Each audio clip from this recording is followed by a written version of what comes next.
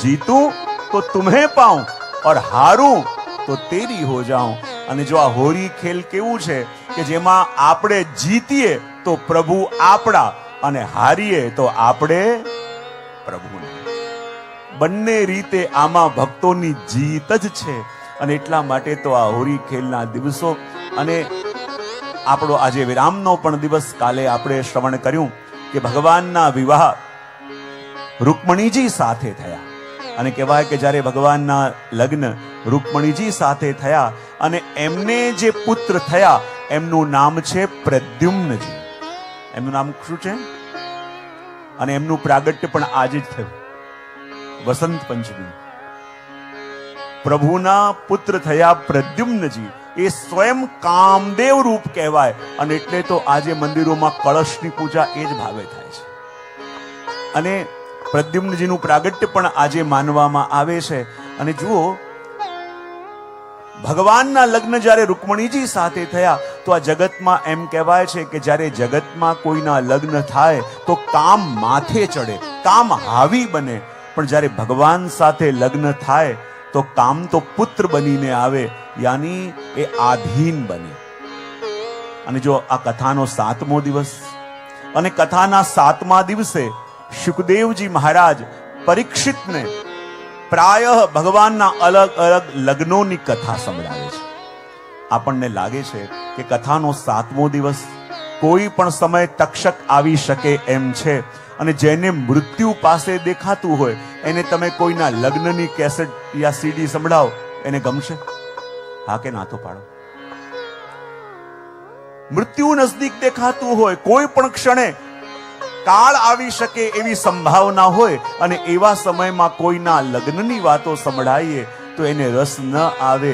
તો પણ શુકદેવજી મહારાજ પ્રભુના અલગ અલગ લગ્નોની કથા પરીક્ષિતને સંભળાવે છે. કારણ કે એ જાણી ગયા કે 6 દિવસથી પ્રભુની કથા સાંભળતા સાંભળતા પરીક્ષિતની એ અવસ્થા આવી ચૂકી છે કે જ્યારે જ્યારે પણ શુકદેવજી પરીક્ષિતને ભગવાનના લગ્નોની કથા સંભળાવે છે તો પરીક્ષિતને એ સમજતા વાર નથી લાગતી કે આ કથા ભગવાનના લગ્નની નહીં, પણ આ કથા ભક્તની ભગવાનમાં લાગેલી લગ્નની કથા છે. અને લગ્ની કોને કહેવાય? लगन तुमसे लगा बैठे जो होगा देखा जाएगा, तुम्हें अपना बना बैठे जो होगा देखा जाएगा.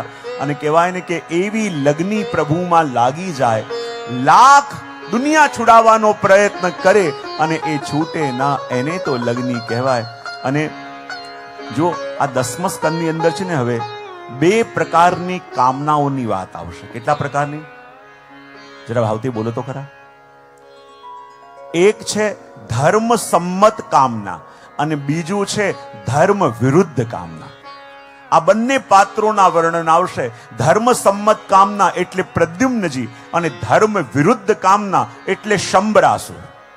જુઓ, તમે જીવનમાં એમ વિચારતા હો ને કે મારા મનમાં ખાલી એક જ વિચાર એક સમય આવે તો કેટલી શાંતિ. તો એક જ સમયમાં એક જ વિચાર ક્યારે પણ કોઈને આવતા જીવનમાં જ્યારે પણ વિચારો આવશે ને તો એ બે પ્રકારના આવશે. એક ધર્મ સંમત અને બીજું ધર્મ વિરુદ્ધ. એક એવો વિચાર હશે કે જેનું પાલન કરો તો પ્રભુની નજદીક જશો, અને બીજો વિચાર એવો હશે કે જેનું પાલન કરશો તો ભગવાનથી દૂર જશો. અને એક વાત નિશ્ચિત માનજો કે જીવનમાં આપણે જે પણ કંઈ પામ્યા છીએ, જીવનમાં જે પણ કંઈ આપણે મેળવ્યું છે, ચાહે સુખી છીએ કે દુઃખી છીએ, ચાહે સફળ છીએ કે અસફળ છીએ, એ આપણા જીવનમાં સિલેક્ટ કરેલા ઓપ્શનના કારણે જ છીએ. તો જીવનમાં હંમેશા બે વિકલ્પ આવશે અને એ 2 વિકલ્પમાંથી તમે કયો ઓપ્શન ચૂઝ કરો છો ને એને આધારે આપણા જીવનને ગતિ મળે છે. પેલી વાર્તા આવે ને કે દાદી એના બાળકને કહ્યું, જો બેટા, આપણી અંદર 2 વુલ્ફ છે, 2 વરુ છે, અને 2 વરુ સતત એકબીજાથી લડતા રહે છે. છોકરાએ કહ્યું, અચ્છા દાદી, તો એ 2 વરુ કયા છે જે પરસ્પર અંદર લડતા હોય છે? ત્યારે દાદીએ કહ્યું, એક વરુ છે સત્યનો, પ્રમાણિકતાનો, નીતિનો, અને બીજો વરુ છે અનીતિનો, કપટનો, છલનો, ક્રોધનો.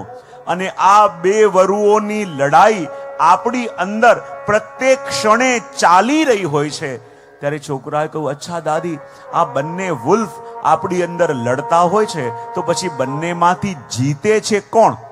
ત્યારે દાદીએ કહ્યું, તું જેને શક્તિશાળી બનાવે એ જીતે છે.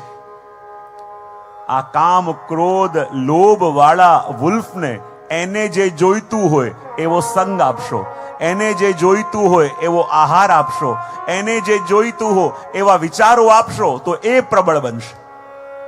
અને સત્ય, પ્રમાણિકતા, નીતિ વાળા વુલ્ફને જે એને જોઈએ એ વિચારો, એ સંગ આપશો તો એ પ્રબળ બનશે.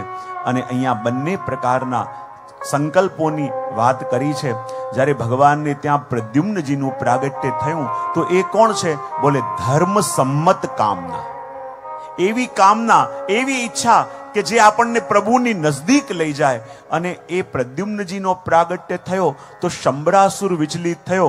જો પ્રદ્યુમ્નજી મોટા થયા તો મારે મરવું પડશે. બોલે કેમ?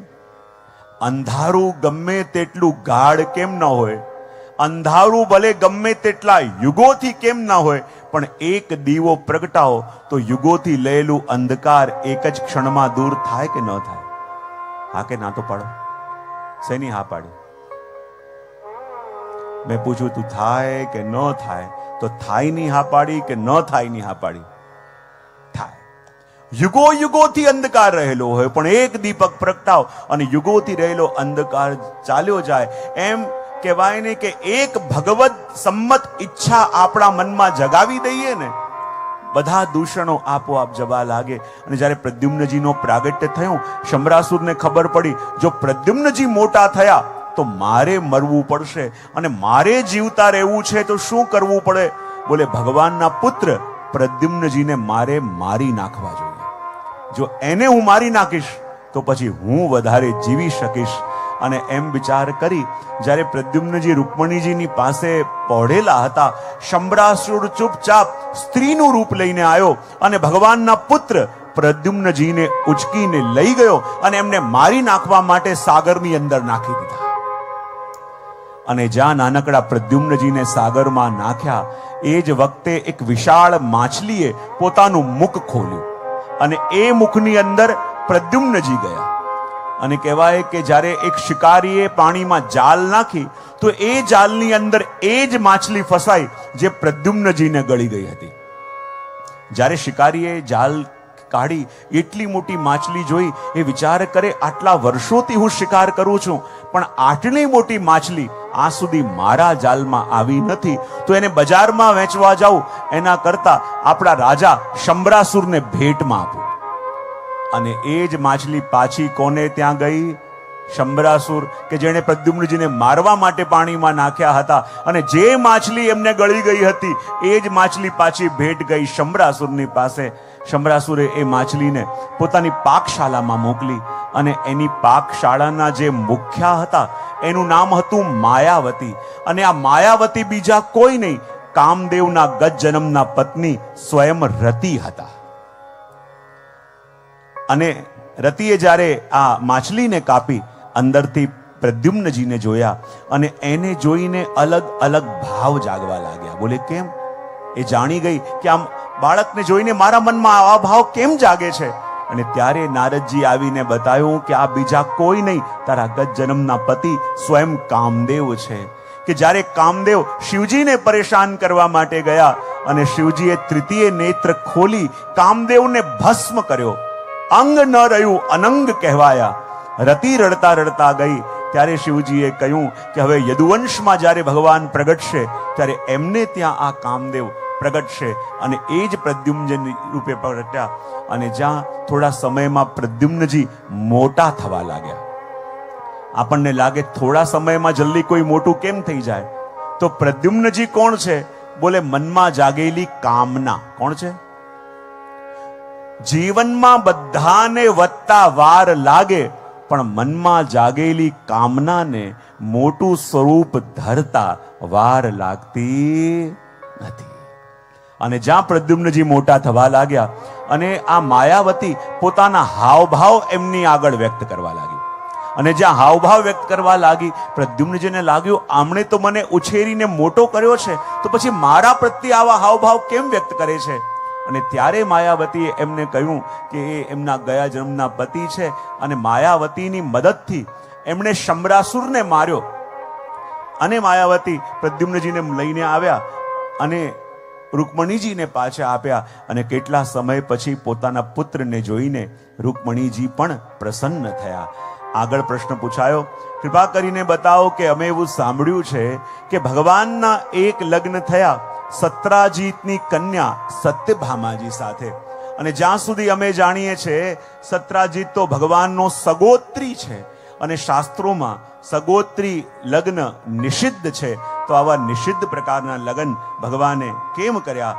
પ્રશ્ન પૂછાયો તો એના ઉત્તરમાં વર્ણન કરતા કહે, સત્રાજીતસ્વતનયામ કૃષ્ણાય કૃતકિલ્વિષ સ્યમંતકેન મણિનામ સ્વયમુદ્યમ્ય દત્તવાન. વર્ણન કરતા કહે છે કે સત્રાજીતે સૂર્યની ઉપાસના કરી, અને જ્યારે સત્રાજીતે સૂર્યની ઉપાસના કરી તો સૂર્યદેવે પ્રસન્ન થઈને સત્રાજીતને 2 વસ્તુ આપી. કેટલી વસ્તુ આપી? ભાવથી બોલો તો ખરા. એક તો કન્યારૂપી મણિ સત્યભામાજી આપ્યા, અને બીજો સ્યમંતક નામનો મણિ પણ સત્રાજીતને આપ્યો. અને એટલે એ સ્પષ્ટ થયું કે આ કન્યા સત્રાજીતની પોતાની નથી, પણ સૂર્ય દ્વારા મળેલી હતી, એટલે સગોત્રી બાદ નથી આવતો. અને આ સ્યમંતક નામનો મણિ પણ આપ્યો કે જે રાજ્યમાં આ મણિ હોય એ રાજાની ઉપર કોઈ આક્રમણ ન કરી શકે, એ રાજાને કોઈ હરાવી ન શકે, એ રાજ્યમાં કોઈ રોગચાળો ન ફાટે. અને જેની પાસે પણ આ મણિ હોય તો આ મણિ રોજ વધારે નહીં, ખાલી 40 મણ સોનું આપે. હવે જ્યારે સૂર્ય ઉપેક્ષા કરી તો સત્રાજીત આવ્યા દ્વારિકામાં. ભગવાન કે ચિંતા ન કરો, હું તમને બધા દ્વારિકાવાસી સાથે તમારો પરિચય કરાવીશ. બધા દ્વારકાવાસીઓ સાથે પ્રભુએ પરિચય પણ કરાવ્યો. પણ ભગવાન સાવધાન કરે છે અને કહે, જો સત્રાજીત આ તારી પાસે જે મણિ છે ને, એ મણિ ઉપર બીજા ઘણા બધાની દૃષ્ટિ છે, માટે તારી ભલાઈ એમાં છે કે આ મણિ તું ઉગ્રસેનના રાજકોષમાં જમા કરી દે, ચાહે તો જે 2 સોનું આવે તું લઈ લેજે. પણ વારે વારે જ્યારે ભગવાન સત્રાજીતને કહેવા લાગ્યા કે મણિનું ધ્યાન રાખજે, મણિનું ધ્યાન રાખજે, અને સત્રાજીતને લાગે બીજું કોઈ નહીં પણ આ દ્વારિકાધીશ જ મને મણિ વિશે વારે વારે કેમ કહે છે. થોડા દિવસ જ વીત્યા હશે. સત્રાજીતનો ભાઈ પ્રસેન, એના મનમાં ઈચ્છા થઈ કે હું વનમાં શિકાર કરવા માટે જાઉં, અને આ મણિ એવો હતો કે રાત્રિના સમયમાં કોઈ એને પહેરે તો દિવસ જેવો પ્રકાશ આપે. તો સત્રાજીતને લાગ્યું કે આ મણિ પહેરીને જઈશ તો શિકાર કરવામાં આનંદ આવશે. અને જ્યારે મણિ કંઠમાં પહેરી અને પ્રસેન શિકાર કરવા ગયો, આ દૈવી મણિ હતો, અને દૈવી મણિ પહેરીને શિકાર કર્યો. દેવીનો અપરાધ થયો, અને સામેથી એક સિંહ આવ્યું, અને સિંહે આવીને પ્રસેનને મારી નાખ્યો, અને મણિ મુખમાં લઈને જવા લાગ્યો. અને જ્યાં સિંહ આગળ ગયો તો સામેથી એક રીછ આવ્યો, અને કહેવાય કે આ રીછ કોણ હતું? બોલે બીજું કોઈ નહીં પણ એ જ રામાવતારના જામવાનજી હતા. અને એ રીછે આવીને, જામવાનજી આવીને સિંહને મારી નાખ્યો, અને મણિ લઈને પોતાની ગુફાની અંદર ચાલ્યા ગયા. અને અહીંયા સવાર પડી, સત્રાજીત જાગ્યો, અને રોજના નિયમ પ્રમાણે પોતાના દેવ સદનમાં એ મણિનું પૂજન કરવા માટે ગયો. પણ જ્યાં પૂજન કરવા માટે ગયો, શું જોયું કે દેવ સદનમાં બધી જ વસ્તુઓ જેમ હોવી જોઈએ એમની એમ છે, પણ મણિ ક્યાંય દેખાતો. બધી જગ્યાએ ગોતીને જોયું કે આ મણિ દેખાતો કેમ નથી. બધી વસ્તુ તપાસીને જોઈ, વિચાર કરવા લાગ્યો કે કોઈ ચોરી કરવા માટે આવ્યો હોય તો બીજી પણ વસ્તુ ચોરીને લઈ જાય, પણ બીજું કાંઈ લીધું નથી, ખાલી મણિ લીધું છે. તો આ કોણે ચોરી કરી હશે? આ ચોરી કોણે કરી હશે? વિચાર કરતા હતા, કંઈ સૂઝ્યું નહીં. ત્યારે સત્રાજીતને યાદ આવ્યું કે બીજું કોઈ નહીં પણ દ્વારિકાધીશ વારે વારે કહેતા હતા કે મણિ સાચવજે, મણિ સાચવજે. અને મને તો એ જ દિવસે સંશય થયો હતો કે દ્વારિકાધીશનું મન જ આ મણિમાં ગયું છે. હો ન હો આ મણીની ચોરી દ્વારિકાધીશે કરી હોવી જોઈએ. અને સત્રાજીત આવ્યો અને આવીને પોતાની પત્નીને એટલું કહ્યું, જો મને એવો સંશય છે કે કદાચ દ્વારિકાધીશે આ મણીની ચોરી કરી હોવી જોઈએ, પણ જોજે કોઈને કહેતી નહીં. અને કોઈ પણ સ્ત્રીને ખાલી આટલું કહો કે કોઈને કહેવાનું નથી. એને કહ્યું હું કોઈને કહેતી હોઈશ. અને એ ગઈ પોતાની સહેલીને ત્યાં અને સખીને ત્યાં જઈને કહે, જો અમારું મણી ચોરાયું છે અને અમને સંશય છે કે આની ચોરી દ્વારિકાધીશે કરેલી હોવી જોઈએ, પણ જોજે કોઈને કહેતી. એને કહ્યું હું કોઈને કહેતી હોઈશ. એ ગઈ પોતાની સહેલીને ત્યાં જઈને કહ્યું કે આ મણીની ચોરી થઈ છે અને દ્વારિકાધીશે મણીની ચોરી કરી છે, પણ જોજે કોઈને કહેતી. એને કહ્યું હું કોઈને કહેતી હોઈશ. એ ગઈ એની સખીને ત્યાં. વાત શરૂ થઈ હતી કે દ્વારિકાધીશે મણીની ચોરી કરી હોઈ શકે, પણ વધતા વધતા વાત ત્યાં સુધી વધી ગઈ કે દ્વારિકાધીશે જ મણીની ચોરી કરી છે, પણ જોજે કોઈને કહેતી. અને કોઈને કહેતી નહીં, કોઈને કહેતી નહીં કરતા કરતા 1 કલાકમાં તો આખા રાજ્યમાં વાત ફેલાઈ ગઈ. અને જ્યાં લોકો પ્રભુના ગુણગાન કરતા થાકતા નતા, હવે એ જ લોકો પ્રભુની નિંદા કરવા લાગ્યા અને કહેવા લાગ્યા, અરે અમે તો પહેલેથી જાણીએ છે, અરે આ તો નાના હતા ત્યારથી માખણની ચોરી કરે છે, વસ્ત્રની ચોરી કરે છે, તો જરૂર આમણે જ ચોરી કરી હશે.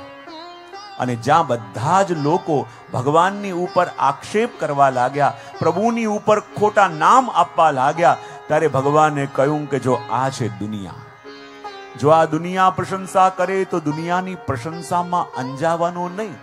જો આ દુનિયામાં જ્યારે વાહ વાહ થાય ને ત્યારે સાવધાન થઈ જવાનું, કારણ કે આ દુનિયાને પલટી મારતા જરાય વાર લાગતી. માટે આ દુનિયામાં જ્યારે પણ કોઈ વાહ વાહ કરે, કારણ કે સ્પર્શવા નહીં દેવાનું, કારણ કે જો પ્રશંસા સ્પર્શે ને તો કાલે એ જ લોકો નિંદા કરશે ને બહુ કડવી લાગશે. અને એટલા માટે કહ્યું કે જો આ દુનિયાએ મને પણ નથી મૂક્યો તો તમને ક્યાંથી મૂકશે. અને જ્યાં બધી જગ્યાએ નિંદા થવા લાગી ત્યાં પ્રભુએ કહ્યું કે હવે કંઈક ઉદ્યમ કરવું પડશે, કારણ કે જીવનો સ્વભાવ છે, મનુષ્યનો સ્વભાવ છે. યદિ તમને એમ લાગતું હોય ને કે તમે આખી દુનિયાને રાજી કરી લેશો કે આખી દુનિયાને રાજી રાખી લેશો, એ ભરોસામાં રહેતા હોય ને તો ડિપ્રેસ થવાના એક દિવસ. બોલે કેમ? આ દુનિયા ક્યારે પણ કોઈનાથી રાજી થઈ અને થવાની પણ બહુ સરસ. એટલે ખોટી આશાઓમાં રહેવું નહીં. ઘણી વાર શું 90 લોકો પ્રસન્ન હોય અને 10% નારાજ હોય, તો એ 10%માં આપણે એટલા બધા અટવાઈ જઈએ છે કે 90% રાજી છે ને એનો આનંદ આપણે લઈ શકતા નથી. જો દુનિયામાં 100% લોકો ક્યારે પણ રાજી રહેવાના નથી, કારણ કે દુનિયાનો સ્વભાવ એવો છે કે તમે જે કરો ને એની સાથે એને વાંધો છે. દુનિયાનો સ્વભાવ શું છે? જરા ભાવથી બોલો. કે તમે જે પણ કરો એની સાથે સામેવાળાને વાંધો. તમે મળવા ન જાઓ, હવે તો મોટો માણસ થઈ ગયો, મળવા ક્યાંથી આવે? રોજ મળવા જાઓ, આને કોઈ કામ વામ નથી, રોજ મળવા આવી જાય. બોલો નહીં, હવે તો બોલતાય નથી. બોલો, આખો દિવસ કેટલું બોલ બોલ કરે છે. હસો તોય વાંધો, ન હસો તોય વાંધો, બોલો તોય વાંધો, ન બોલો તોય વાંધો. આ દુનિયાનો સ્વભાવ છે કે તમે જે કરો ને એની સાથે એને વાંધો છે. માટે જો એમ તમે ભરોસામાં બેઠા હો કે આ દુનિયાને તમે રાજી કરી લેશો, તો આ દુનિયા ક્યારેય પણ કોઈનાથી રાજી થઈ બહુ સરસ અને થવાની પણ. એટલે ખોટી આશામાં રહેવું પણ બહુ સરસ. ક્લિયર કરી દઉં બધાએ. અને જ્યારે પ્રભુને પણ લાગ્યું કે હવે આ વાતો વધવા લાગી છે તો એનું નિરાકરણ મારે કંઈક કરવું પડશે, અને એટલે ભગવાન યાદવોને લઈને વનમાં પધાર્યા. અને જ્યારે ભગવાન વનની અંદર પધાર્યા તો શું જોયું? ત્યાં પ્રસેન તો મરેલો પડ્યો છે, પણ એની પાસે પેલું મણી નહોતું. ભગવાન કે મણી ગયું ક્યાં? અને આગળ એક સિંહના ચાલવાના પગલાના નિશાન હતા. અને સિંહના પગલે પગલે જ્યારે ભગવાન આગળ ગયા તો ત્યાં સિંહ પણ મરેલો પડ્યો હતો, પણ મણી ત્યાં પણ નહોતું. પણ આગળથી એક રીંછના ચાલવાના નિશાન હતા. અને રીંછના પગલે પગલે જ્યારે ભગવાન આગળ ગયા તો એ પગલા એક ગુફાની અંદર જતા હતા. ભગવાન યાદવોને બહાર ઉભા રહેવાનું કહ્યું અને પોતે જ્યારે એ ગુફાની અંદર પ્રવેશ કર્યો અને ત્યાં નાનકડી કન્યા એ મણી લઈને રમતી હતી અને જ્યાં પ્રભુને જોયા એને લાગ્યું કે કોઈએ આમ ગુફા ઉપર આક્રમણ કર્યું છે અને કન્યા ડરવા લાગી, ચીસો પાડવા લાગી અને જામવાનજીને એમ લાગ્યું કે મારી ગુફામાં આજે કોઈએ આક્રમણ કર્યું છે અને જામવાનજી એકદમ ભાગીને આવ્યા અને દ્વારિકાધીશ સાથે ભયંકર યુદ્ધ કર્યું. એ યુદ્ધ 40 દિવસ સુધી ચાલ્યું અને જ્યારે ભગવાન સાથે યુદ્ધ કરતા હતા ત્યારે જામવાનજીએ જાણી ન શક્યા કે આ જેની સાથે હું લડી રહ્યો છું એ બીજા કોઈ નહીં, એ સ્વયં મારા સ્વામી રામ મારા આંગણે પધાર્યા છે. આ જેની ઉપર હું હાથ ઉપાડી રહ્યો છું એ બીજા કોઈ નહીં, એ સ્વયં મારા સ્વામી રામ છે.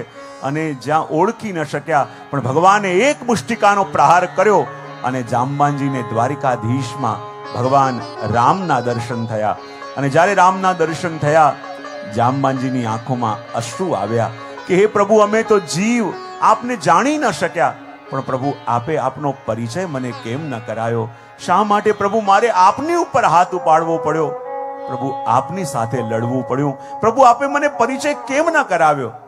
ત્યારે ભગવાને કહું, જામવાનજી તમને યાદ છે જ્યારે રામાવતારમાં હું રાવણ સાથે યુદ્ધ કરતો હતો અને તમે દૂર ઊભા ઊભા જોતા હતા અને રાવણની સાથે લડતા જોઈને શું તમારા મનમાં એ વિચાર નતા આવ્યા કે ભગવાન બુદ્ધિથી તો આપની સેવા બહુ કરી, પણ જેવી રીતે રાવણ સાથે આપ લડી રહ્યા છો ક્યારેક મને પણ આપની સાથે આમ બે હાથ કરવાનો મોકો મળે, કેવો આનંદ આવે? શું એ વિચાર તમારા મનમાં નતો આવ્યો? જામવાનજીની આંખોમાં આંસુ આવી ગયા કે હે પ્રભુ, અમે તો ભક્તો એવા ગાંડા ઘેલા છીએ કે મનમાં કોઈને કોઈ મનોરથ કરતા પણ રહીએ અને મનોરથ કરીને ભૂલી પણ જઈએ. પણ મારા પ્રભુનો સ્વભાવ કેવો કે ભક્તના મનમાં જાગેલા એક પણ મનોરથને ભગવાન ભૂલતા નથી અને જ્યારે સમય આવે ત્યારે એ મનોરથને બરાબર એવી જ રીતે પ્રભુ પૂરો પણ કરે છે. પ્રભુનો સ્વભાવ પણ પેલી માં જેવો છે કે જ્યારે માં એના નાનકડા બાળકને લઈને ચાલતી ચાલતી જતી હતી, બાળકની દ્રષ્ટિ કોઈ રમકડા ઉપર પડી અને બાળક જીદ કરવા લાગ્યું કે માં મારે આ રમકડું જોઈએ છે, માં મારે રમકડું જોઈએ છે. અને માએ જ્યારે એની કિંમત જોઈ, એની કિંમત એટલી વધારે હતી કે માં એ ખરીદી શકે એમ નથી. બાળક રડતો રહ્યો, કગળતો રહ્યો કે માં મેં જીવનમાં તારાથી કંઈ નથી માંગ્યું, પહેલી વાર માંગ્યું છે, શું તું મને નહીં અપાવે? જેમ તેમ કરીને માં સમજાવીને બાળકને લઈ તો આવી, પણ જ્યારે ઘરે લઈને આવી બાળક ભૂલી ગયું કે આજે એને શેના માટે કજિયો કર્યો હતો. પણ માં ભૂલી ન શકી કે મારા દીકરાએ આજે પહેલી વાર મારી પાસે કંઈક માંગ્યું અને હું કેવી અભાગી માં મારા બાળકને એ આપી પણ ન શકી. અને ભૂખી તરસી રહેતી, એક એક પૈસા બચાવતી, પોતાના માટે કંઈ ન લીધું. પણ જ્યારે 7-8 મહિના પછી એટલા પૈસા ભેગા થયા અને બાળકનો જન્મદિવસ આવ્યો ત્યારે ભાગતી ભાગતી માં ગઈ અને એ જ રમકડું લઈને આવી અને પેક કરીને જ્યારે બાળકને આપ્યું, બાળકને લાગ્યું કે મારી માં શું લઈને આવી હશે. અને જ્યારે પેકિંગ ખોલ્યું અને અંદરથી એ જ વસ્તુ દેખાઈ કે જેના માટે એણે ક્યારેક કજિયો કર્યો હતો. અને ત્યારે એને સમજાયું, આંખોમાં આંસુ આવ્યા કે મારી માનો સ્વભાવ કેવો. બાળક તો જીદ કરીને ભૂલી પણ જાય, પણ બાળકના મનમાં જાગેલા કોઈ પણ મનોરથને પ્રભુ ભૂલતા નથી અને સમય આવે એ મનોરથને એવી જ રીતે પૂરો પણ કરે છે. અને જો આપણને પણ લાગતું હોય ને કે ભગવાન શું દરેકની વાત સાંભળતા હશે, ભગવાન દરેકની ઈચ્છા જાણતા હશે, તો આપણે ત્યાં કહેવાય ને કે ભગવાનની કૃપામાં દૂરી અને દેરી નથી.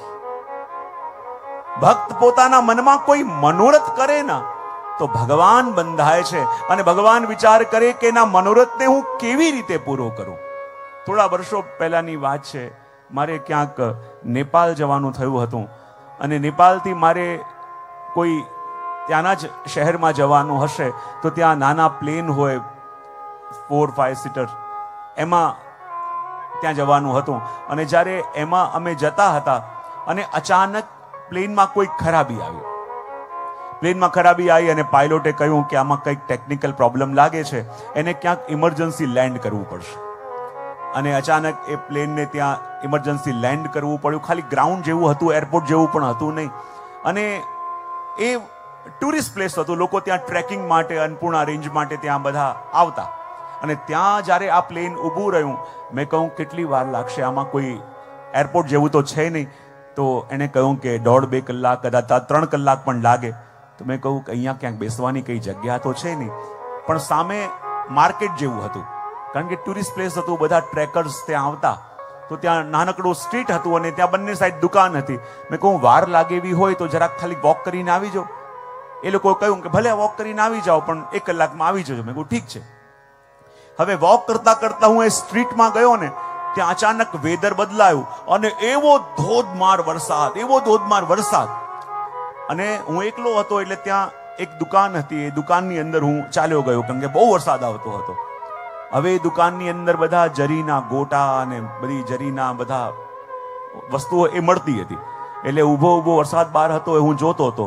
તો એના જે ઓનર હતા, ચાલતા ચાલતા મારી પાસે આવ્યા અને મને કહે કે ઇન્ડિયાથી આવો છો? મેં કહું કે હા, ઇન્ડિયાથી. તમે? કે હું પણ ઇન્ડિયાનો છું. એવું સરસ. પાછા એ ગયા કામ કરવા. થોડી વાર થઈ, પાછા મારી પાસે આવ્યા અને મને આવીને કહે કે ઇન્ડિયામાં આપ ક્યાંથી? મેં કહ્યું ગુજરાતથી. તમે? કે હું પણ ગુજરાતથી. મેં કીધું ગુજરાતથી તમે? બોલે કે હા. મને કે આપ ક્યાં બિરાજો છો? મેં કહું અમદાવાદમાં. મેં કહું તમે ક્યાં ના છો? તો કે અમદાવાદની બાજુમાં છે, પણ નાનું ગામ છે, કદાચ આપે સાંભળ્યું હોય, ન સાંભળ્યું હોય. મેં ક્યાંથી? તો કે કડીથી. અમે બી કડીના છીએ. મને કહે કે આપ કડીના છો? બોલે કે હા. તો કડીમાં શ્રી ગોપાલલાલજી હવેલીમાં આપ ક્યારે ગયા છો? મેં તો કે ગોપાલલાલજીની હવેલી આપણા માથે બિરાજે છે.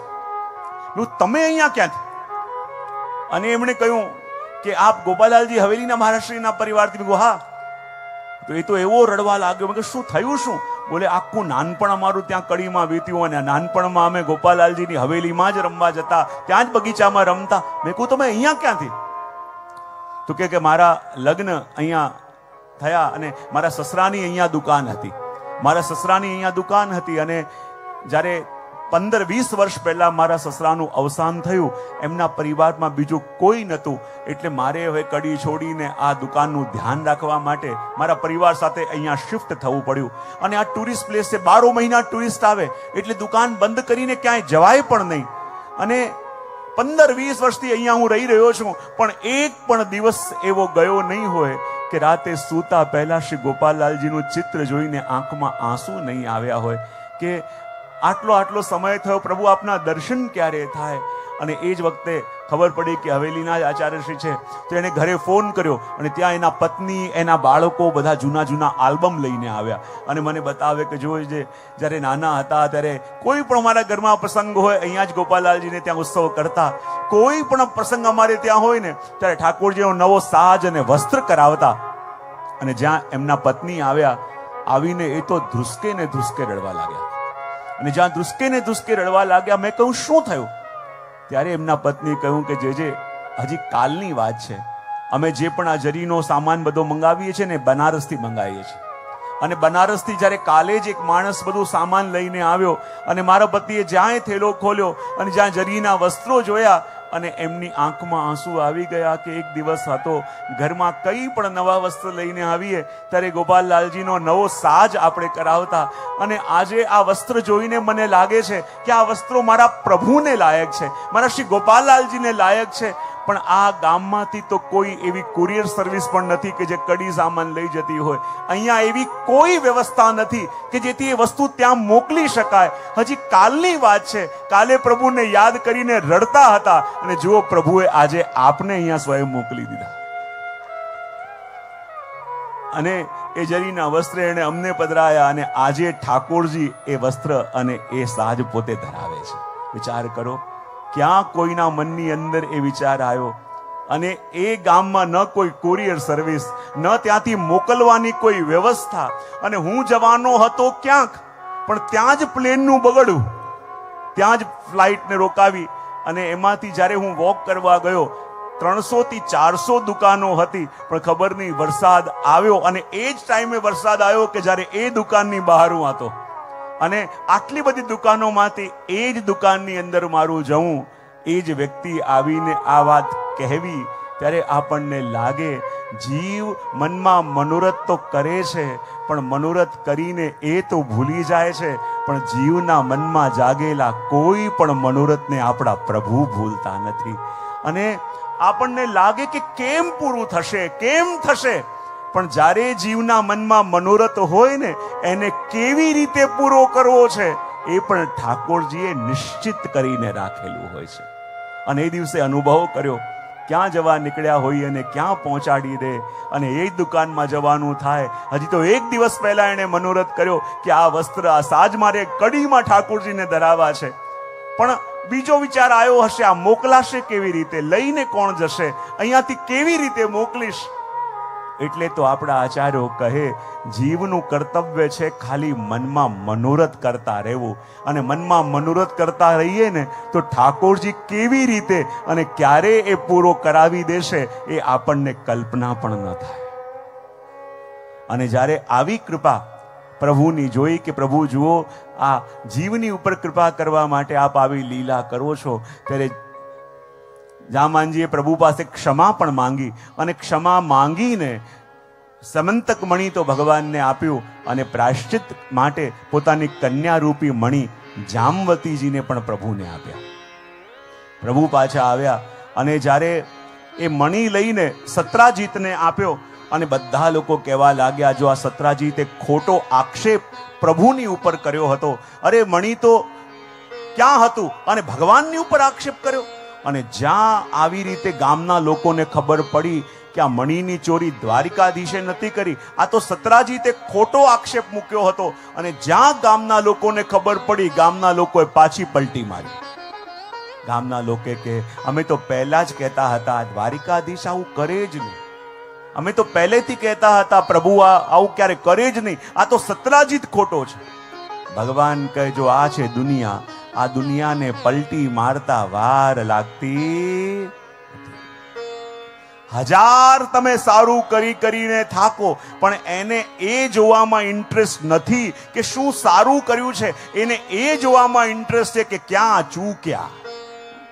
ના એમ તો બધું સારું, પણ આ પણ ગમે ત્યાંથી ગોતીને લઈ આવે. એમ તો બધું બહુ સારું હતું, પણ આ ખબર નહીં પણ કોણે ગોત્યું ને, હું પણ એને વર્ષોથી ગોતું છું. ગમે ત્યાંથી પણ આવી જાય. અને એટલા માટે આ દુનિયાના સર્ટિફિકેટની બહુ આશા રાખવાની નહીં. તરત પલટી મારી, અને ત્યારે સત્રાજીતની નિંદા બધા કરવા લાગ્યા, કે જે દ્વારિકાધીશની નિંદા કરતા હતા એ બધા સત્રાજીતની નિંદા કરવા લાગ્યા કે આ સત્રાજીત જ ખોટો છે, એણે જ આવું કર્યું છે, એણે જ આમ કર્યું છે. અને જ્યારે એના ઉપર આક્ષેપો આવ્યા તો સત્રાજીત કહે, આવી રીતે તો આ દુનિયામાં રહેવું બહુ મુશ્કેલ થઈ જશે. બોલે, કેમ? યદિ આમને આમ રહીશ તો લોકો મને રહેવા નહીં દે. હવે મારે જો ચેનથી રહેવું છે તો એક જ ઉપાય છે. બોલે, શું? યદિ દ્વારિકાધીશનો હું સસુર બની જાઉં તો પછી મને કોઈ હેરાન નહીં કરે. અને પ્રાયશ્ચિત કરવા માટે થઈને સત્રાજીતે પોતાની કન્યારૂપી મણિ સત્યભામાજી પણ ભગવાનને સોંપ્યા. અને હવે ભગવાનને 3 પટરાણી થઈ, રૂકમણીજી, સત્યભામાજી અને જામવતીજી. અને આ 3 પટરાણી કોણ છે? બોલે, સત્વ, રજ અને તમ એ પ્રકૃતિ. આ 3 પટરાણી સ્વરૂપે છે, અને પ્રકૃતિ સદા પ્રભુને આધીન રહેવા વાળી છે, અને એ ત્રણેયનું વરણ એમાં કર્યું. પણ જ્યારે ભગવાનના લગ્ન સત્યભામાજી સાથે થયા, બધાને ગમ્યું, પણ ન ગમ્યું હોય તો અક્રૂરજીને ન ગમ્યું. અને અક્રૂરજી એક કૃતવર્મા સાથે મળી શતધન્વાને ચડાયો કે જો આ સત્યભામાજીના લગ્ન તો શતધન્વા તારી સાથે થવાના હતા, પણ સત્રાજીતે પરાણે એમના લગ્ન દ્વારિકાધીશ સાથે કરાવી દીધા, અને મણિ પણ એમને મળ્યું. અને જ્યારે આ વાત સાંભળી અને શતધન્વાને એવો ગુસ્સો આવ્યો કે જ્યારે ભગવાન હસ્તિનાપુર પધાર્યા હતા ત્યારે એણે જઈને ભગવાનના સસુર શતધન્વાને જઈને અને ભગવાનના સસુર સત્રાજીતનો વધ કરી દીધો. અને જ્યાં સત્રાજીતનો વધ કર્યો, સત્યભામાજી રડતા રડતા ગયા પ્રભુ પાસે કે જો પ્રભુ, મારા પિતાનો વધ એમણે કર્યો છે. ભગવાન પાછા આવ્યા અને ભગવાન પાછા આવીને ધનવાનને મારે છે, પણ મણી એની પાસેથી મળતો નથી. ત્યારે ભગવાન વિચાર કરે કે આ બધું ષડયંત્ર કર્યું કોણે? ત્યારે પ્રભુને સમજાયું કે આ આખું ષડયંત્ર કરવા વાળા બીજા કોઈ નહીં પણ અક્રૂરજી છે. ભગવાનને દુઃખ થયું. અક્રૂરજી જેવા ભક્ત અને એમની બુદ્ધિ પણ આ મણીની અંદર ગઈ. કાલે આપણે પ્રસંગ સાંભળ્યો હતો ને કે અક્રૂરજી ભગવાનને પધરાવવા માટે ઠેઠ વ્રજમાં આવ્યા અને પ્રભુને પધરાવીને ગયા, તો એવા ભક્તની બુદ્ધિ પણ બગડી. બોલે કેમ? જો જીવનમાં સત્સંગનો રંગ ચડતા વર્ષોના વર્ષો નીકળી જાય, પણ દુસ્સંગનો રંગ લાગતા 1 મિનિટની વાર પણ લાગતી નથી. અક્રૂરજીની બુદ્ધિ કેમ બગડી? તો મહાપ્રભુજી કહે છે સંગ દોષને કારણે એમની બુદ્ધિ બગડી. શેને કારણે? સંગ દોષ. અને સંગ દોષ એટલે શું? આપણે ત્યાં કહેવાય ને, માણસ સુખી છે કે દુખી છે, સફળ છે કે અસફળ છે, એનો બધો આધાર કઈ બાબત પર છે? કે આપણે કેવા સંગની અંદર બેસીએ છીએ અને કેવા સંગમાં આપણે રહીએ છીએ. આપણા જીવનની મૂલ્યાંકન આખું એને આધારે થાય. તમે ઘણી વાર જોશો ને કે કોઈ સ્કૂલની અંદર કોઈ વીક વિદ્યાર્થી હોય અને ભણતો ના હોય, તોફાન કરતો હોય, અને ટીચર ખાલી એટલું જ કરે કે એની જગ્યા બદલી અને હોશિયાર વિદ્યાર્થીઓ સાથે બેસાડી દે, તો પછી 3 મહિનાની અંદર જ એના રિઝલ્ટમાં ફરક પડે કે ન પડે? ખાલી જગ્યા બદલી, કયા લોકોની વચ્ચે બેસીએ છે ને આપણે એવા થવા લાગી. એટલે તો આપણા ચિંતકો કહે છે તમારે જેવા થવું છે એવા લોકોની વચ્ચે બેસતા થાઓ તો તમે એવા થઈ જશો. કારણ કે જીવનમાં બધો આધાર મળેલા સંગની ઉપર છે. જો એક જ કાગળની મિલ હોય, બરાબર? હવે એ જ પેપરની મિલમાંથી એક કાગળનો લોટ ગયો ન્યૂઝપેપર બનવા માટે, અને એ જ પેપરના મિલમાંથી બીજો કાગળનો લોટ ગયો ગીતા પ્રેસ ગોરખપુરની પ્રેસમાં. તો એક જ ફેક્ટરીના એક કાગળમાંથી તો ન્યૂઝપેપર છપાઈને આવ્યું, અને બીજા એ જ કંપનીના જે પેપર હતા એમાંથી ગીતા અને ભાગવત છપાઈને આવ્યું. તો કહેવાય કે એ જ કંપનીનો એક લોટ કે જેમાંથી ન્યૂઝપેપર છપાઈને આવ્યું, સવારે તો વાંચ્યું અને સાંજે પડીકા બાંધવામાં કામ આવ્યું. પણ જે એ જ પેપરનું, એ જ કંપનીનું પેપર ગીતા અને ભાગવત છપાઈને આવ્યું, લોકો એને માથે પધરાઈને એની શોભાયાત્રા કાઢે. બોલે કેમ? આપણે ક્યાંથી નીકળ્યા અને ક્યાંથી આવ્યા એને આધારે જીવનમાં આપણી કિંમત થાય. ચાહે ગમે તેટલું કરીએ, પણ કયા સંગમાં તમે છો અને કયા માહોલમાં તમે બેઠા છો ને, આખો જીવનનો આધાર એની ઉપર છે. અને એટલા માટે તો સંગના દોષને કારણે અક્રૂરજીની બુદ્ધિ પણ બગડી. અને શ્રીધર સ્વામી કહે છે કે અક્રૂરજી જેવા ભક્તની બુદ્ધિ બગડીને એમાં એક બીજું કારણ પણ છે. બોલે શું? કે જ્યારે એ વ્રજમાં પ્રભુને લેવા માટે આવ્યા, ગોપીઓ રડતી રહી, તડપતી રહી, અને એમની વચ્ચેથી જ્યારે પ્રભુને લઈ ગયા તો કહેવાય એમની હાય અક્રૂરજીને લાગી. અને જ્યાં હાય અક્રૂરજીને લાગીને એને એમાં અક્રૂરજી જેવા ભક્તની બુદ્ધિ પણ બગડી. જો હંમેશા કહેતો હું, જીવનમાં કોઈના આશીર્વાદ કદાચ ન મળે તો વાંધો નહીં, પણ આ 2 વસ્તુ ક્યારે પણ ન લેવી. એક તો કોઈના હકનું નહીં લેવું, અને બીજી કોઈની હાય નહીં લેવી. આ 2 વસ્તુ એવી છે કે ઉપર ચડેલા માણસને ક્યારે પછાડી દે ને એ આપણને ખબર ન પડે. કોઈના આશીર્વાદ ન મળે વાંધો નહીં, પણ કોઈની હાય ન મળે એના માટે હંમેશા સાવધાન રહેવું જોઈએ. અને જ્યારે પ્રભુને ખબર પડી કે આ બધું ષડયંત્ર કરવા વાળા અક્રૂરજી છે, અને અક્રૂરજી છે તો બધાને હું કહી દઈશ કે અક્રૂરજી આ મણીની ચોરી કરાવી છે અને બધું ષડયંત્ર કર્યો છે. જો હું બધાને કહી દઈશ તો અક્રૂરજી જેવા ભક્તની કીર્તિ પણ ખંડિત થશે, અને એ મને નહીં ગમે તો શું કરું? ભગવાને એવી લીલા કરી કે દ્વારિકાની અંદર ભયંકર દુષ્કાળ પડ્યો, અને જ્યાં ભયંકર દુષ્કાળ પડ્યો લોકો પાણીના એક એક ટીપા માટે તરસવા લાગ્યા. લોકો ભાગતા ભાગતા પ્રભુ પાસે આવ્યા અને આવીને કહે, અરે પ્રભુ, પાણી માટે તરસી રહ્યા છીએ, શું કરીએ? ભગવાન કે એક ઉપાય છે. બોલે શું? જે અક્રૂરજીના પિતા હતા એ અક્રૂરજીના પિતા પાસે એક એવી સિદ્ધિ હતી કે એમને વાસ્તે ગાસ્તે જે ગામમાં પધરાઈને લાવો ત્યાં વરસાદ થાય. અને એવી સિદ્ધિ અક્રૂરજી પાસે પણ છે. અને એ કાશીમાં જઈને સંતાયા છે.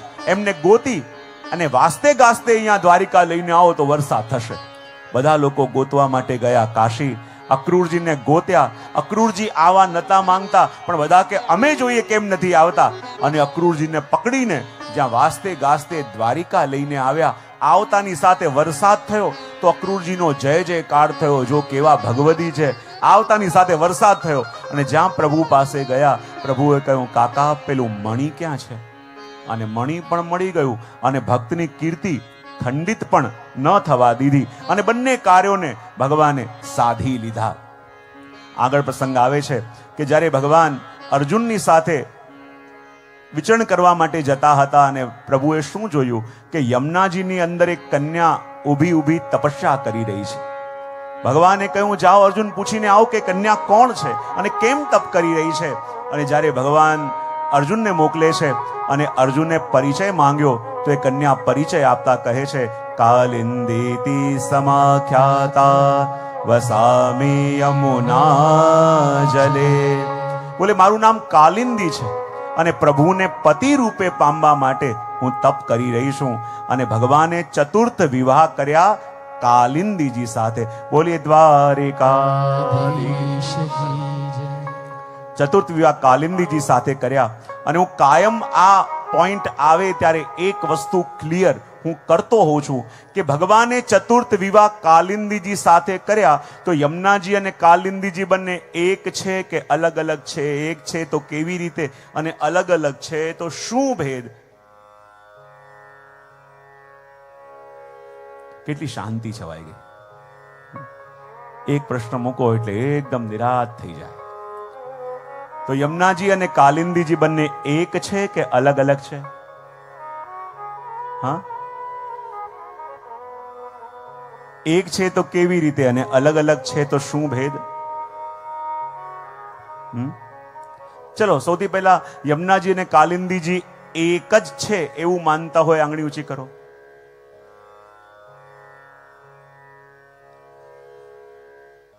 હમણાં બે ચાર આંગળી ઊંચી થઈ હતી, મેં જોયું તો નીચે આવી ગઈ.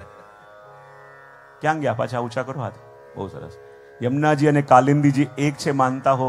5-7 જણ અહીંયા છે, 8-10 જણ ત્યાં છે, 20-25 લોકો પાછળ લાગે છે કે જે માને છે કે યમુનાજી અને કાલિંદીજી બંને એક જ છે. હવે બંને અલગ અલગ છે એવું માનતા હોય આંગળી ઊંચી કરો.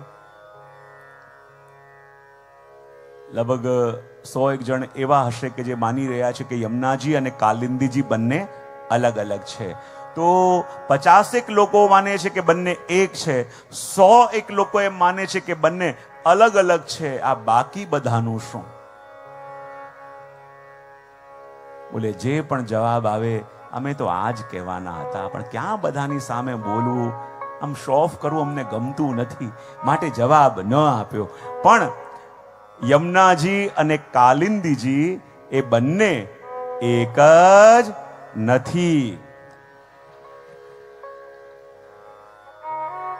યમુનાજી અને કાલિંદીજી બંને એક નથી, બંને અલગ અલગ છે.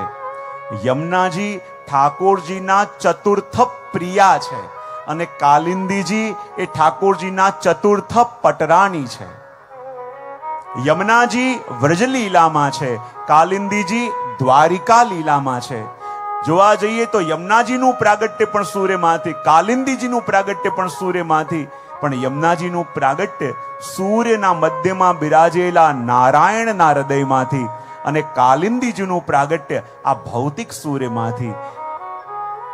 હાલાકી આપણે કહી શકાય કે યમુના સહસ્ત્ર નામ ગર્ગ સંહિતાની અંદર યમુનાજીનું એક નામ કાલિંદી જરૂર છે, પણ આ કાલિંદીજી અને યમુનાજી બંને એક નથી, પણ બંને અલગ અલગ છે.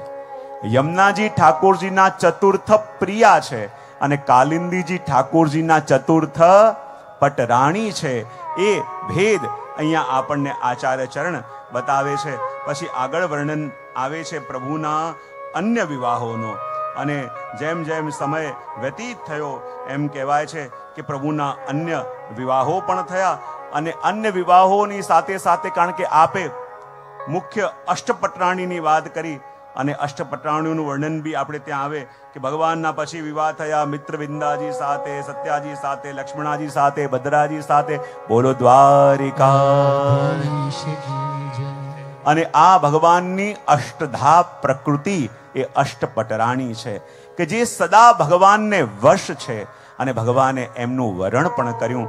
અને આગળ પ્રશ્ન પૂછાયો કે અમે એવું સાંભળ્યું છે કે ભગવાને એક સાથે 16,000 કન્યાઓ સાથે લગ્ન કર્યા. એ પ્રસંગ આપ અમને બતાવો. જો અમુક જગ્યાએ 16,108 સંખ્યા પણ મળે, પણ મહાપ્રભુજીએ 16,000 નો ક્રમ સ્વીકાર્યો છે. વર્ણન કરતા કહે કે નરકાસુરે એક સાથે 16,000 કન્યાઓને કેદ કરી હતી અને એની એવી ઈચ્છા હતી કે જ્યારે એની સંખ્યા 1 લાખ થશે ત્યારે હું એમની સાથે લગ્ન કરીશ. પણ આ 16,000 કન્યાઓ જ્યારે પ્રભુને વિનંતી કરે છે કે હે પ્રભુ અમારી રક્ષા કરો, હે પ્રભુ અમને બચાવો, અને ક્યારે એમ કહેવાય છે ભગવાન પધાર્યા. અને જ્યારે ભગવાન પધાર્યા તો એકલા નથી પધાર્યા, જોડે સત્યભામાજીને લઈને પધાર્યા.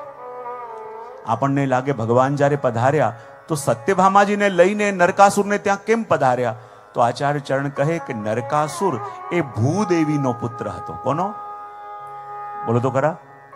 અને એને એવો વરદાન હતો કે હું મરું તો ત્યારે મરું જ્યારે મારી માં મારી સામે ઊભી હોય અને એ કહે કે આને મારો. અને જ્યારે પણ નરકાસુર લડવા જતો પોતાની માં ભૂદેવીને કેદ કરીને અને પછી જતો, અને માં સામે ન હોય તો એની હાર પણ થતી નહીં. તો ભગવાન કહે કે આ ભૂદેવીનો પુત્ર છે અને ભૂદેવી સામે હશે તો આ હારશે. અને જાણતા હતા કે સત્યભામાજીનું પણ એક સ્વરૂપ ભૂદેવીનું સ્વરૂપ છે અને માટે સત્યભામાજીને લઈને પધાર્યા. સૌથી પહેલા ભગવાને મૂર નામના દૈત્યને માર્યો. ભગવાન મુરારી કહેવાયા. અને જ્યાં ભગવાને મૂરને માર્યો અને મૂરનું વર્ણન કરતા મહાપ્રભુજી કહે દૈત્ય પંચ શિરાજલા. આ 5 માથા વાળો દૈત્ય એનું નામ મૂર. અને આ મૂરને ભગવાને માર્યો અને ભગવાન મુરારી કહેવાયા. અને આ 5 માથા કયા છે? કામ, ક્રોધ, લોભ, મોહ, મદ, મત્સર.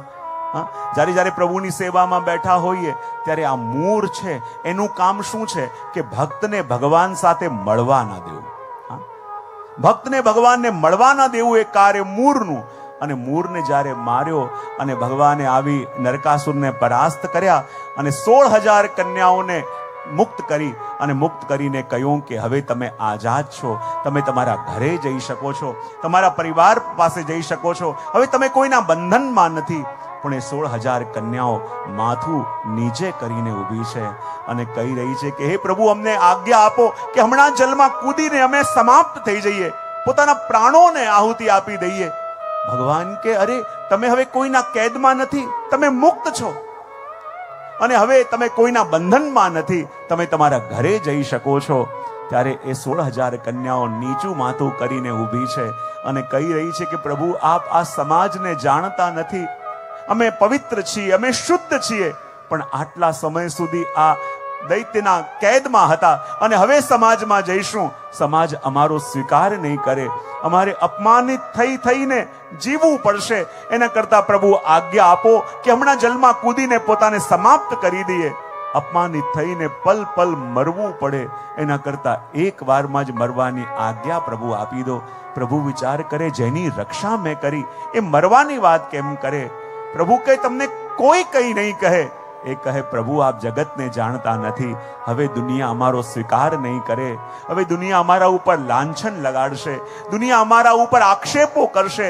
પ્રભુ અપમાનિત થઈને અમે નહીં જીવવા માંગતા. ત્યારે ભગવાન કે હું તમને વચન આપું છું કે તમને પણ એ જ સન્માન મળશે કે જે સન્માન બીજી સ્ત્રીઓને મળે છે. આ દુનિયા તમને પણ એ જ માન આપશે કે જે માન બીજી સ્ત્રીઓને મળે છે. બધા કઈ રીતે પ્રભુ મળશે? અમને કોઈ અપનાવવા તૈયાર નહીં થાય. ત્યારે ભગવાને કહ્યું જેને કોઈ અપનાવવા તૈયાર ન થાય ને એને હું અપનાવું છું. તમને એવું લાગે છે કે આ જગતમાં તમને કોઈ સહારો નહીં આપે, કોઈ તમારો હાથ નહીં પકડે, તો ચિંતા ન કરો. તો હું તમારા બધાની સાથે હું લગ્ન કરીશ અને તમારા નામની સાથે હું મારું નામ જોડીશ. અને પછી હું જોઉં છું કે આ સમાજ તમને એ જ સન્માન કેમ ના આપે કે જે સન્માન બીજી સ્ત્રીઓને મળે છે. અને ભગવાને એક મુહૂર્તમાં, એક મંડપમાં 16,000 સ્વરૂપો ધારણ કરીને આ 16,000 કન્યાઓ સાથે લગ્ન કર્યા. અને કહેવાય કે આ 16,000 કન્યાઓ કોણ છે?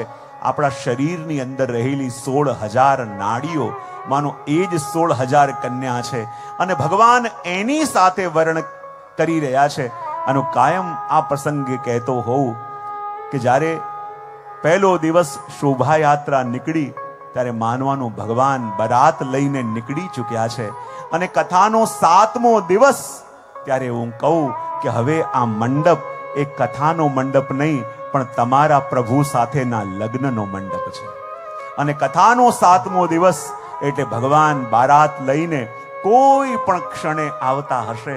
અને જ્યારે પ્રભુ સાથે વરણ થાય ત્યારે આ ભાગવત ફલિત થયું કહેવાય. અને જ્યારે ભગવાન બારાત લઈને નીકળ્યા છે અને 16,000 કન્યાઓ સુંદર શૃંગાર કરી રહી છે, તૈયાર થઈ રહી છે અને પોતાની સખીઓને કહી રહી છે, અરે સખીઓ અમને એવા શૃંગાર કરી દો કે જ્યારે પ્રભુ પધારે તો અમને જોઈને પ્રભુ પણ પ્રસન્ન થઈ જાય. અને પરસ્પર એકબીજાને કહી રહી છે, आओ मेरी सखियों मुझे मेहंदी लगा दो, आओ मेरी सखियों मुझे मेहंदी लगा दो, आओ मेरी सखियों मुझे मेहंदी लगा दो, आओ मेरी सखियों मुझे मेहंदी लगा दो, मेहंदी लगा दो मुझे ऐसा सजा दो, मेहंदी लगा झूमते हुए ताली बजाते हुए ऐसा सजा दो, मुझे शाम सुंदर की दुल्हन बना दो, मुझे शाम सुंदर की दुल्हन बना दो, आओ मेरी सखियों मुझे मेहंदी लगा दो, आओ मेरी सखियों झूमते हुए मेहंदी लगा दो, मेहंदी लगा दो मुझे ऐसा सजा दो, मेहंदी लगा दो मुझे ऐसा सजा दो, मुझे शाम सुंदर की दुल्हन बना दो, मुझे शाम सुंदर की दुल्हन बना जय हो. બધાની તાળીઓ એક સાથે. જેના જેના લગ્ન પ્રભુ સાથે આજે થવાના છે ઝૂમતે હોય. લગ્ન થવાના હોય પહેલા લગ્નની વાત ચાલે, સગાઈ થાય. બોલે તારી લગ્નની વાત ક્યારે ચાલી, સગાઈ ક્યારે થઈ? પંડિત કહે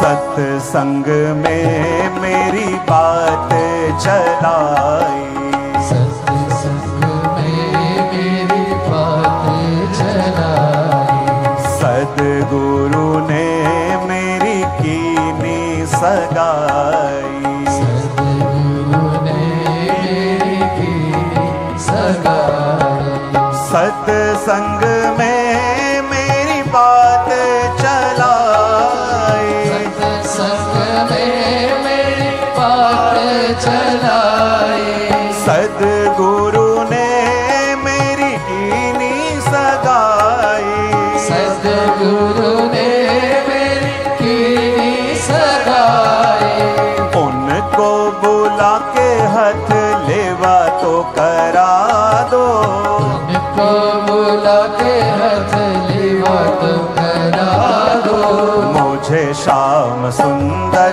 की दुल्हन बना दो, मुझे शाम सुंदर की दुल्हन बना दो, आओ मेरी सखियों मुझे मेहंदी लगा दो, आओ मेरी सखियों मुझे मेहंदी लगा दो, मेहंदी लगा दो मुझे ऐसा सजा दो, मेहंदी लगा दो मुझे ऐसा सजा दो, मुझे शाम सुंदर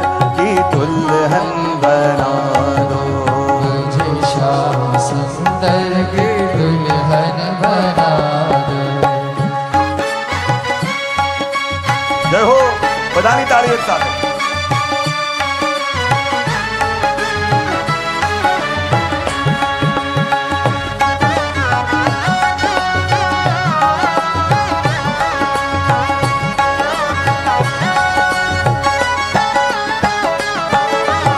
ऐसी पहनूं चूड़ी जो कबहू न टूटे, ऐसी पहनूं चूड़ी जो कबहू न टूटे, ऐसी पहनूं चूड़ी जो कबहू न टूटे, ऐसी पहनूं चूड़ी जो कबहू न टूटे, ऐसे बने दूल्हा जो कबहू न रूठे, ऐसे बने दुल्हा जो कबहू न रूठे, अटल सुहाग की ये बिंदिया सजा दो, अटल सुहाग की ये बिंदिया सजा दो, मुझे श्याम सुंदर की दुल्हन बना दो, मुझे श्याम सुंदर की दुल्हन बना दो, आओ मेरी सखियों मुझे मेहंदी लगा दो, आओ मेरी सखियों मुझे मेहंदी लगा दो, मेहंदी लगा दो मुझे ऐसा सजा दो, मेहंदी लगा दो मुझे ऐसा सजा दो, मुझे श्याम सुंदर की दुल्हन बना दो. मुझे श्याम सुंदर की दुल्हन बना जय हो.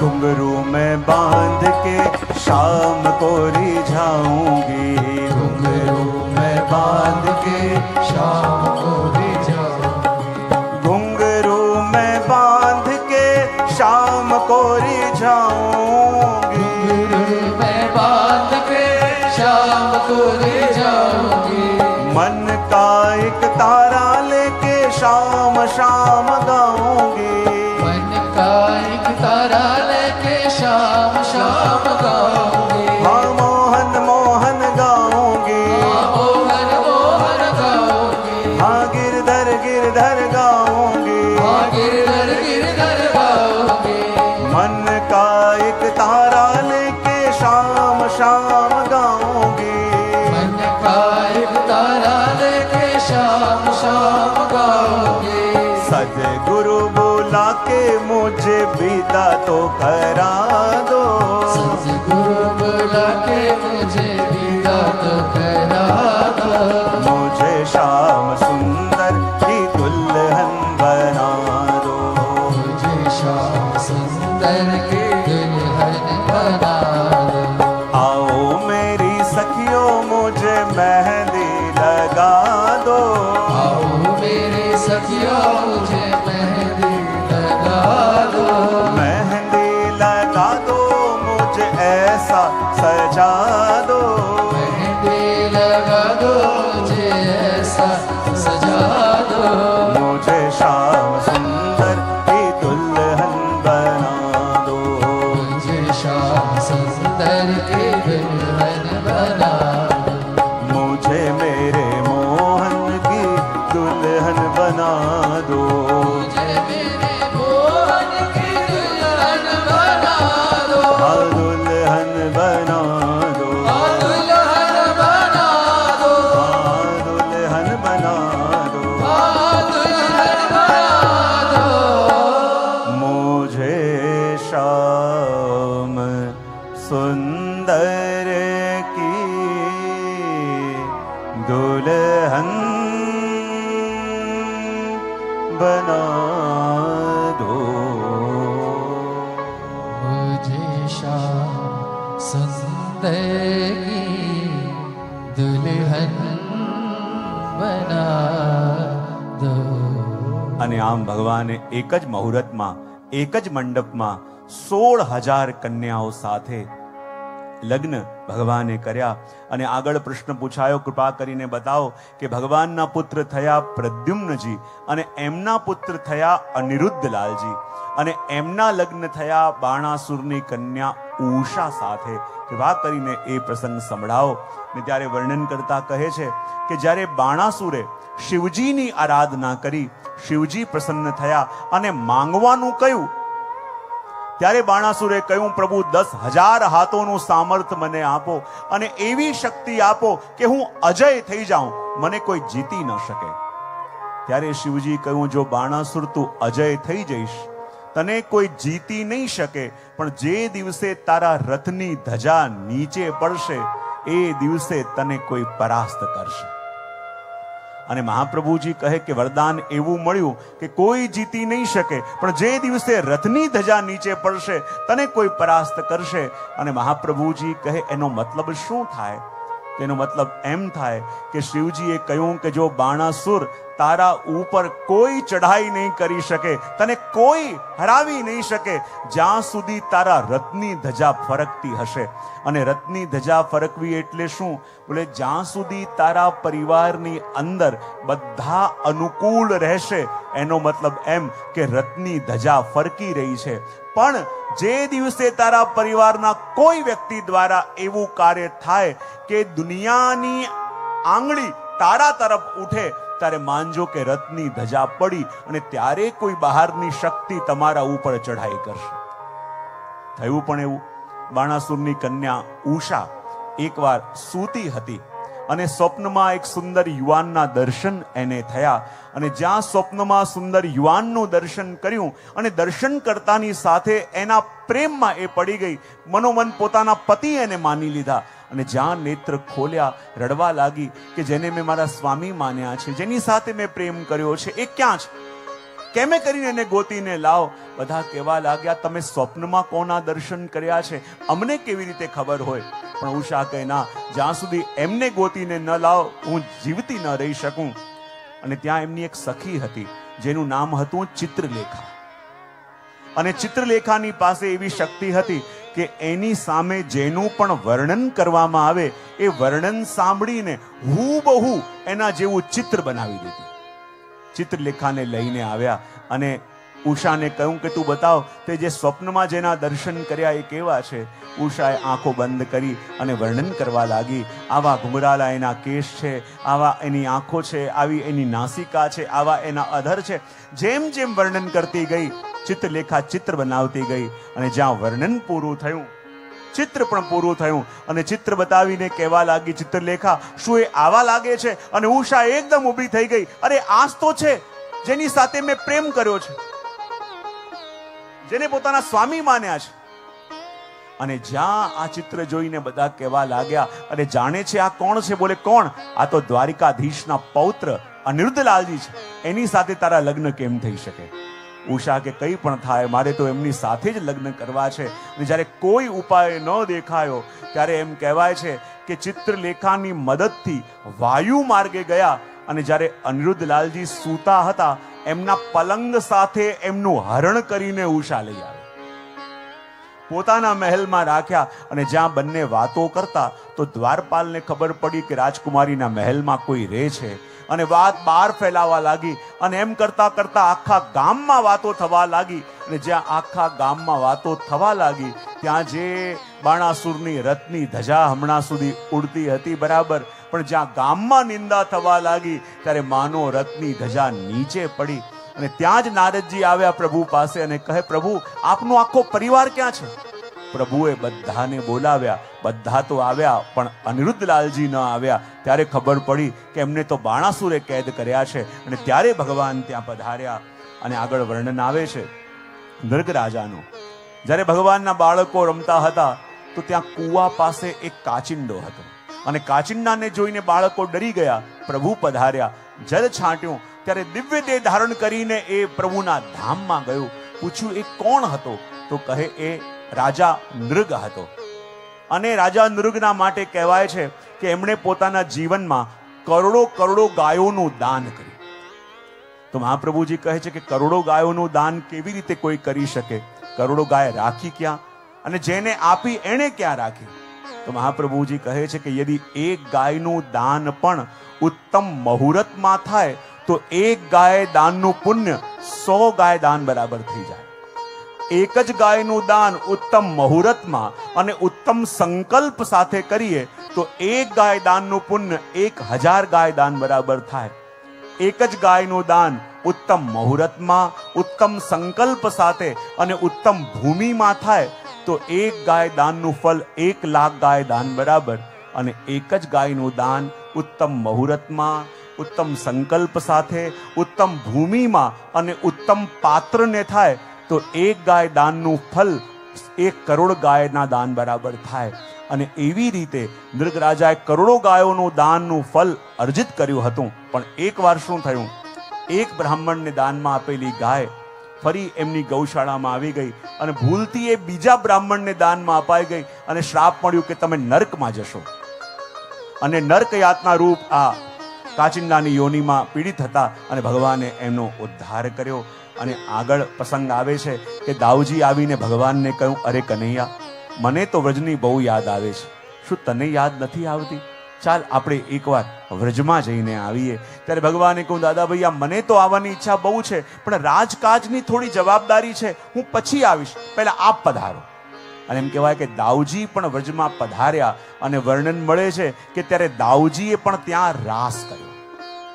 અને દાઉજીએ રાસ કર્યો એ ગોપીજનો કોણ હતા?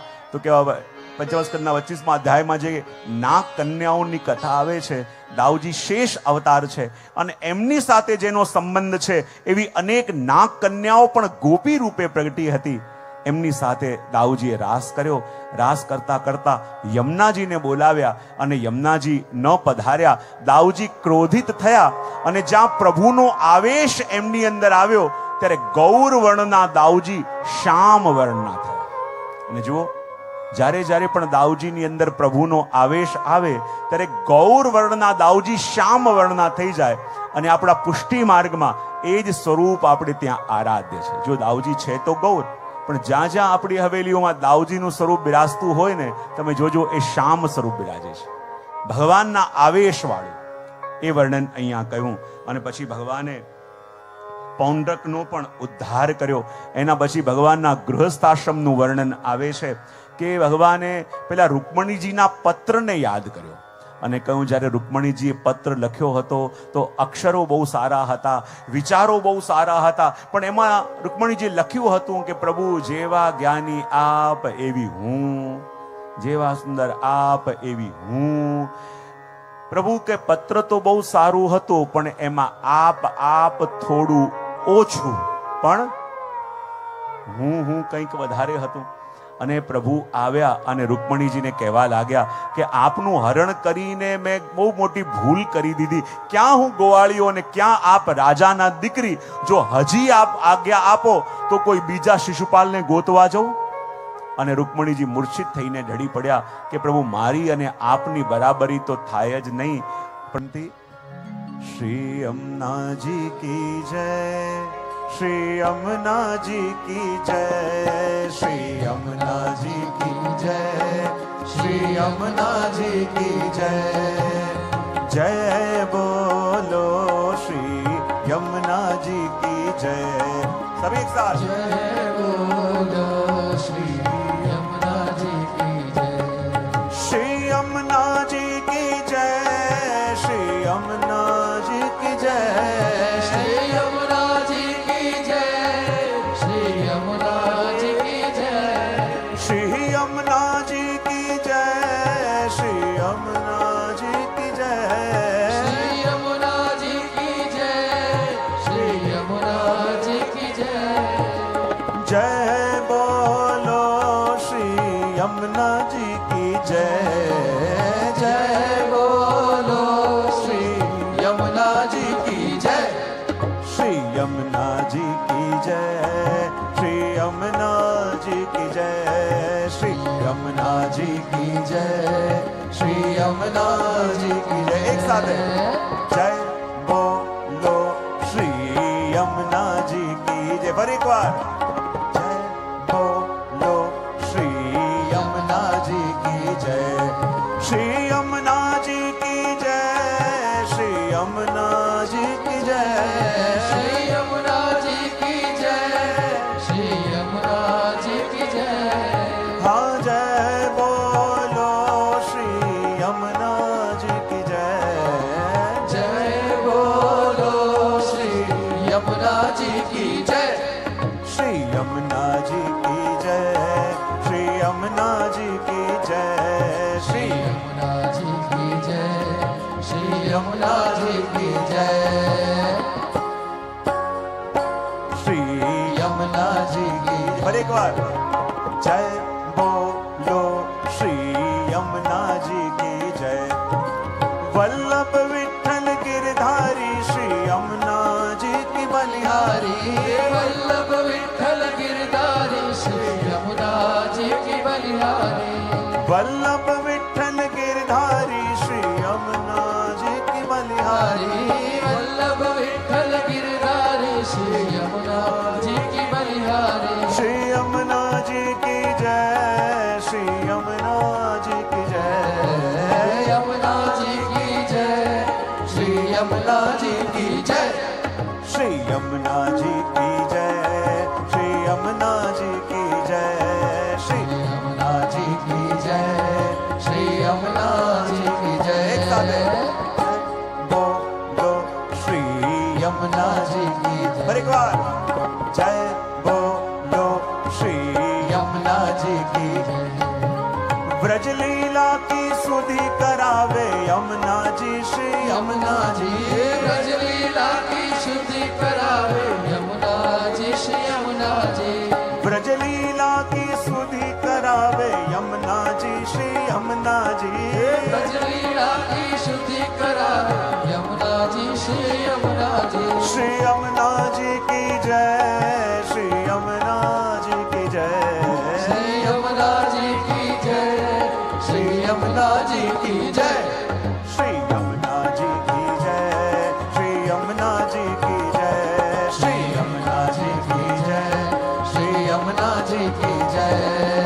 जय बोलो श्री यमुना जी की जय, हाँ जय बोलो श्री यमुना जी की जय, श्री यमुना जी, श्री यमुना जी, श्री यमुना जी, श्री यमुना जी, श्री यमुना जी, श्री यमुना जी, श्री यमुना जी की जय श्री यमुना जी की जय, श्री यमुना जी, श्री यमुना जी, श्री यमुना जी, श्री यमुना जी, श्री यमुना जी, श्री यमुना जी, श्री यमुना जी की जय, श्री यमुना जी की जय।